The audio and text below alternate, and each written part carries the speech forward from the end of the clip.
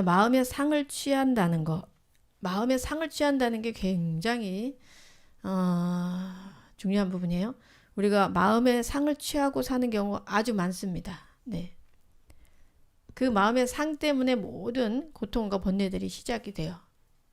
여러분들이 살면서 어떤 사람을 이렇게 봤을 때 그 사람에 대한 어떤 이미지 아니면 그 어떤 말을 했을 때 그 말에 대한 분별이 우리가 생기잖아요.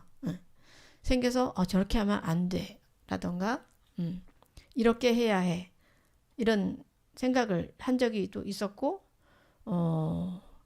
또 어떤 사람에 대한 의심 의심 때문에 그 의심의 꼬리를 막 이렇게 불러일으켜 가지고 뭐 큰 일을 겪은 경우 이런 경우가 있었을 거예요.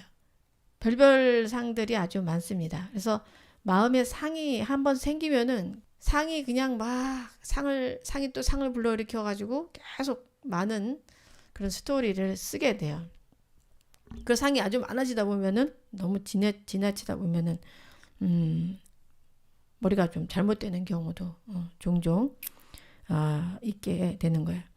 그 여러분들이 생각했을 때 가장 쉽게 볼 수 있는 게 집에서 내 남편에 대한 상, 또 아이들에 대한 상, 아내에 대한 상이 있잖아.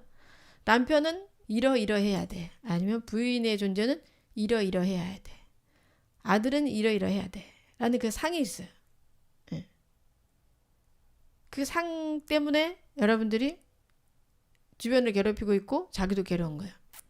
뭐 쉬운 예로는 뭐 아이는 공부를 잘해야 돼. 이런 상이 만약에 내가 있다. 그러면 아이가 학교 갔다 와서 뭐 좀 논다. 게임을 하고 논다. 아니면 장난감 가지고 논다. 그럼 여러분 마음이 어때요? 대부분 괴롭죠. 아유, 공부를 안 하고 왜 게임을 할까? 왜 놀까?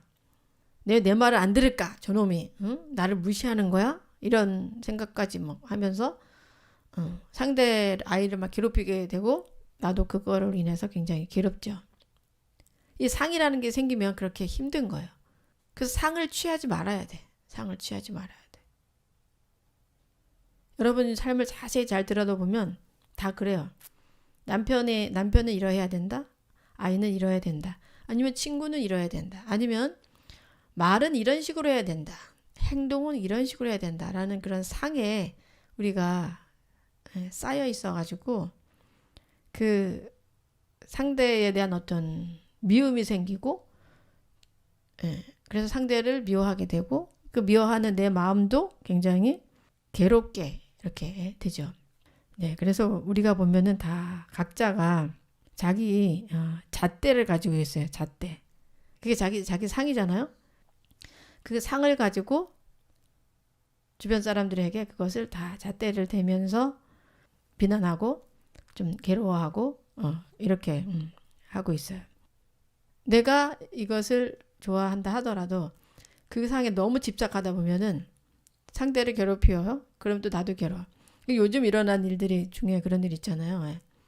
저기 남쪽에 어느 절에 어떤 사람이 절에 불을 질러서 절이 다 탔어요. 근데 그분이 하는 말이 하나님이 불지르락 했다고 이제 그렇게 해서 다 탔는데 그 사람 입장에서는 그게 맞을 수도 있죠. 자기 그 상에 빠져 있으니까. 하지만 우리가 객관적으로 봤을 때는 얼마나 많은 사람이 괴로워요. 그죠? 일단 그 사람 마음이 평온하고 따뜻한 마음이 생기게 하는 게 이게 바른 종교지. 상대를 뭐랄까 무서움에 떨게 하고 뭐 협박을 하고 이래서 막 괴롭게 만드는 것은 종교로서 해야 될 일은 아니라고 보는 거예요. 우리 불교 입장은 그렇습니다. 다른 종교에서는 안 그럴 수 있어요. 그래서 불교가 멋진 거예요. 정말. 그 종교의 창시자가 있을 거고 그 종교가 됐다는 것은 그만큼 가르침이 좋다는 거잖아요.